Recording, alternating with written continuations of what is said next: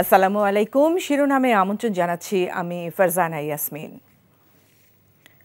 নতুন শুরুর আশা জাগানো বাংলাদেশে গণঅভ্যুত্থানের পরবর্তী পরিস্থিতির নানা দিক উঠে এসেছে দ্য ইকোনমিস্টের প্রতিবেদনে।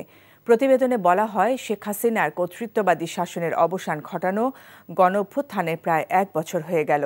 কয়েক সপ্তাহের ওই টালমাটাল সময়ে ১,০০০-এর বেশি মানুষ প্রাণ হারিয়েছেন, আহত হয়েছেন আরও অনেকে। শেখ হাসিনা ক্ষমতাচ্যুত হয়ে গত বছরের ৫ আগস্ট ভারতে পালিয়ে যাওয়ার পর শান্তিতে নোবেলজয়ী মোহাম্মদ ইউনূসের নেতৃত্বে একটি অন্তর্বর্তী সরকার দায়িত্ব গ্রহণ করে। প্রতিবেদনে বলা হয়, অন্তর্বর্তী সরকার দেশে শৃঙ্খলা ফিরিয়ে আনার প্রতিশ্রুতি দিয়েছে, কিন্তু ১১ মাস পর দেখা যাচ্ছে কাজটা বেশ কঠিন। রাজনৈতিক মিছিল সমাবেশ এখনও চলছে। শেখ হাসিনার দল আওয়ামী লীগের কার্যক্রম নিষিদ্ধ করা হয়েছে। বিভিন্ন দেশে যুক্তরাষ্ট্রের সহায়তা, কাটছাঁট ও পণ্যের শুল্ক বসানো বাংলাদেশের উন্নয়নকে হুমকির মুখে ফেলেছে বলে উল্লেখ করা হয় প্রতিবেদনে। অন্তর্বর্তী সরকারের প্রধান উপদেষ্টা ডক্টর মোহাম্মদ ইউনূসের ৮৫তম জন্মদিন আজ। ১৯৪০ সালের ২৮ জুন চট্টগ্রামের হাটহাজারী বথুয়া গ্রামে জন্মগ্রহণ করেন তিনি। চট্টগ্রাম কলেজিয়েট স্কুল থেকে ম্যাট্রিকুলেশন পরীক্ষায় কৃতিত্বের সাথে উত্তীর্ণের পর ভর্তি হন চট্টগ্রাম কলেজে। ঢাকা বিশ্ববিদ্যালয়ে অর্থনীতিতে স্নাতক শেষ করার পর ১৯৬১ সালে চট্টগ্রাম কলেজের অর্থনীতি প্রভাষক হিসেবে কর্মজীবন শুরু করেন ডক্টর ইউনূস। ১৯৭১ সালে মুক্তিযুদ্ধের সময় তিনি যুক্তরাষ্ট্রে একটি নাগরিক কমিটি গঠন করেন এবং অন্যান্য বাংলাদেশির সাথে যুক্তরাষ্ট্রে মুক্তিযুদ্ধের জন্য সমর্থন সংগ্রহ করতে বাংলাদেশ ইনফরমেশন সেন্টার পরিচালনা করেন। ১৯৭৬ সালে জোবরা গ্রামে পরীক্ষামূলকভাবে গ্রামীণ ব্যাংক প্রকল্পটি চালু করেন, যা ১৯৮৩ সালে গ্রামীণ ব্যাংক হিসেবে রূপান্তরিত হয়। ২০০৬ সালে শান্তিতে নোবেল পুরস্কার পান ডক্টর ইউনূস। গত বছরের জুলাই ছাত্র জনতার আন্দোলনে আওয়ামী সরকার পতনের পর ৮ই আগস্ট ডক্টর মোহাম্মদ ইউনূসের নেতৃত্বে অন্তর্বর্তী সরকার গঠিত হয়। ৫ দিনের চীন সফর সফল হয়েছে জানিয়ে বিএনপি মহাসচিব মির্জা ফখরুল ইসলাম আলমগীর বলেছেন, বিএনপি সিপিসির সমঝোতা দুই দেশের সম্পর্ককে নতুন মাত্রায় উন্নীত করবে। শুক্রবার রাতে হযরত শাহজালাল আন্তর্জাতিক বিমানবন্দরে পৌঁছে তিনি এসব কথা বলেন।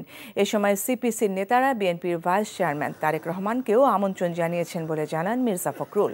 চীন ত্যাগ করার আগে বিএনপি মহাসচিব মির্জা ফখরুল ইসলাম আলমগীরের নেতৃত্বে বিএনপির প্রতিনিধি দলটি শানজি প্রদেশের জিয়ান শহরতলিতে একটি আদর্শ কমিউনিটির মানুষদের সাথে কথা বলেন।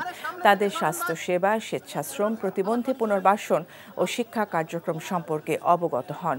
পরে চায়না এয়ারওয়েজ যোগে দেশে ফেরেন প্রতিনিধি দল। আমাদের এই সফরটি অত্যন্ত সফল হয়েছে।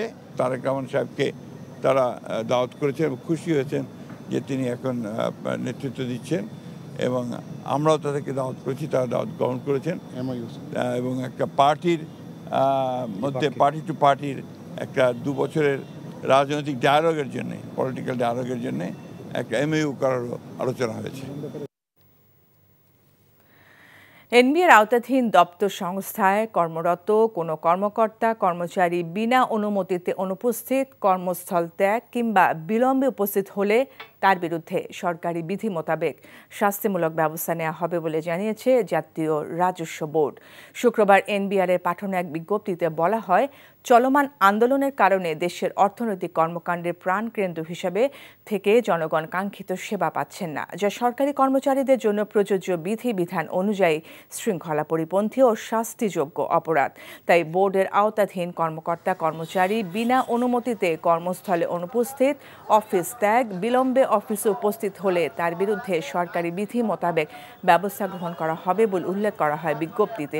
অন্যদিকে অর্থ উপদেষ্টার কার্যালয় থেকে কমপ্লিট শাটডাউন এবং মার্চ টু এনবিআর কর্মসূচি প্রত্যাহারের কথা বলা হলেও আন্দোলন চালিয়ে যাওয়ার ঘোষণা দেয় এনবিআর সংস্কার ঐক্য পরিষদ। শিরোনাম এটুকুই। এই খবরের ভিডিও সহ আপডেট জানতে ভিজিট করুন এনটিভি অনলাইন www.ntvbd.com। এছাড়াও এনটিভির জনপ্রিয় সব অনুষ্ঠান ও খবরের আপডেট জানতে ভিজিট করুন আমাদের ইউটিউব ও ভেরিফাইড ফেসবুক পেজ। ১২টায় মধ্যাহ্নের খবর দেখার আমন্ত্রণ রইল। ধন্যবাদ সবাইকে।